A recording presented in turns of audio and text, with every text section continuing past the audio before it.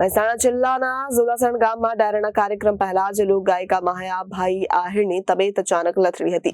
ત્યારે સોમવારે 10મી ફેબ્રુઆરીની રાત્રે ડાયરો શરૂ થાય તે પહેલા જ માયાભાઈ આહિરની તબિયત અચાનક બગડી, જેને લઈને અમદાવાદની એપેક્સ હોસ્પિટલમાં સારવાર માટે તેમને ખસેડવામાં આવ્યા।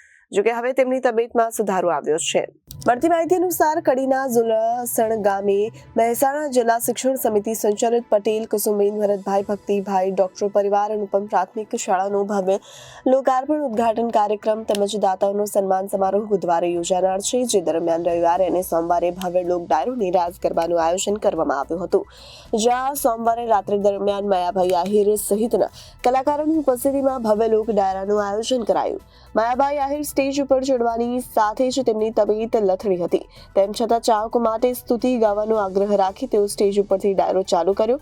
અચાનક જ તબિયત લથડતા તેઓને એમ્બ્યુલન્સ મારફતે અમદાવાદની એપેક્સ હોસ્પિટલ ખસેડવામાં આવ્યા। હાલ માયાભાઈની તબિયતમાં સુધારો થયો છે। તેમનો એક વિડીયો સામે આવ્યો છે, જેમાં તે કહી રહ્યા છે, જય સિયારામ, આપણે એકદમ રેડી છીએ, કોઈએ ચિંતા કરવાની જરૂર નથી। આપણે એકદમ રેડી છીએ, કોઈ ચિંતા કરવાની જરૂર નથી। Bureau report Janadesh news.